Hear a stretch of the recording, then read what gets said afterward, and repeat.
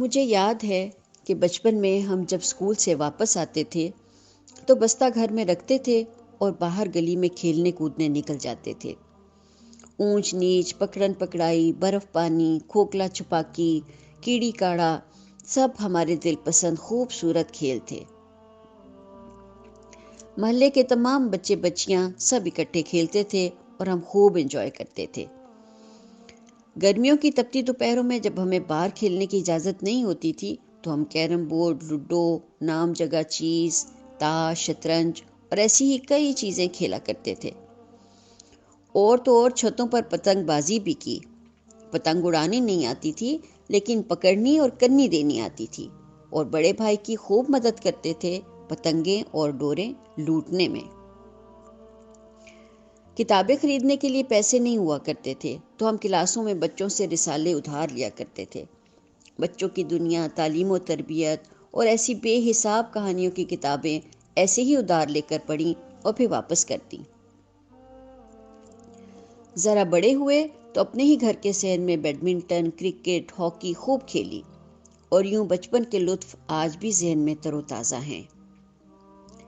پھر وقت بدل گیا، گھر بدل گئے، گلیاں، سڑکیں گاڑیوں، موٹر سائیکلوں اور سائیکلوں سے بھر گئیں۔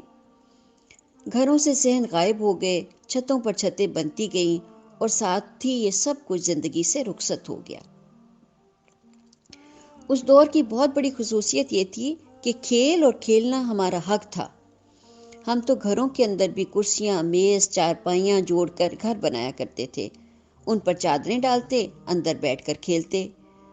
کبھی کبھی ڈانٹ بھی پڑ جاتی کہ کبھی پڑھائی بھی کیا کرو، لیکن ہماری نانا نانی بچوں سے بھرے ہوئے گھر کو انجوائے کرتے، اور میری یادداشت میں کوئی ایک جملہ ایسا نہیں ہے جس میں انہوں نے ہمیں ڈانٹ کر سختی سے کھیل سے منع کیا ہو۔ ممکن ہے کہ اس دور میں بچوں کو پڑھائی کی جانب مائل کرنے میں کہیں کچھ کمی ہو، لیکن جیسے جیسے وقت گزرتا گیا، پڑھائی کی تلوار بچوں کے سروں پر لٹکنی شروع ہوئی تو بچوں کا کھیلنا کودنا ہی ناپسندیدہ قرار دیا گیا۔ اول تو صحن اور گلیاں تھے ہی نہیں، گھروں کے اندر بھی اچھل کود ممنوع قرار پائی۔ بچے جب کھیلنے کودیں گے تو صوفے، پلنگ اور گدیاں خراب تو ہوں گی، لہٰذا مجموعی طور پر بچوں کا کھیل کود ممنوع قرار دیا گیا، اور اس کی جگہ ٹی وی، کمپیوٹر اور پھر وقت کے ساتھ ساتھ موبائل لیتا گیا۔ آج کے دور کی پکچر دیکھیں تو بچے گھروں میں قید، ٹی وی، کمپیوٹر اور موبائل کی گود میں بیٹھے دکھائی دیتے ہیں۔ یہ سب چیزیں ان کی دوسری ماں ہیں، لیکن بات یہیں پر ختم نہیں ہو جاتی۔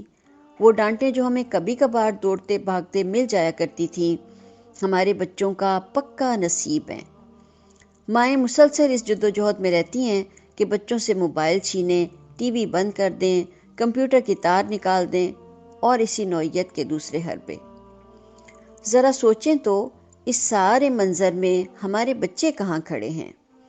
ان کے اندر جو پروان چڑھتی جسمانی اور دماغی توانائیاں ہیں، وہ بیچارے ان کو لے کر کہاں جائیں؟ جو کریں اس پر ڈانٹ کھائیں تو پھر وہ کریں تو کیا کریں؟ آئیے حل ڈھونڈیں۔ مثلاً گھروں میں صحن نہیں تو گھروں کے کسی ایک کمرے میں ہی انہیں اچھل کود کی اجازت دیں۔ بے شک کسی کمرے میں کوئی جھولا لگا دیں، کیرم بورڈ، بیڈمنٹن، لوڈو خرید کر دیں، اور کچھ نہیں تو کسی کونے میں کوئی پرانا سا میٹرس ہی بچھا دیں تاکہ وہ اس کے اوپر اچھل کود لیں۔ ٹی وی، موبائل جیسی چیزوں کے لیے وقت طے کر دیں تاکہ وہ نئے دور کے تقاضوں سے بالکل کٹ نہ جائیں۔ ان چیزوں کے مثبت پہلوؤں سے انہیں آگاہی دیں، انہیں شجر ممنوعہ قرار نہ دیں، بلکہ بتائیں کہ ٹی وی کی یہ چیزیں اچھی ہیں، آؤ مل کر دیکھیں، موبائل کے یہ فائدے ہیں، آؤ مل کر سیکھیں۔ کسی بھی چیز پر پابندی عائد نہ کریں، بلکہ ہر چیز کے مثبت منفی پہلو بتا کر اسی چیز کو بچے کی تربیت کا ذریعہ بنا لیں۔ یاد رکھیں، کھیل کود بچے کی جسمانی اور ذہنی صحت کے لیے بے انتہا ضروری ہیں، اور اگر آج آپ تنگ ہیں کہ آپ کے بچے کمپیوٹر اور ٹی وی اور موبائل کے آگے بیٹھے رہتے ہیں، تو قصوروار بچے نہیں، آپ خود ہیں، اس لیے کہ ہماری نظر میں ہر چیز کی اہمیت ہے، اور اگر اہم نہیں ہے تو بچوں کی اچھل کود ہے، تو پھر نتائج بھی ہمارے سامنے ہی ہیں۔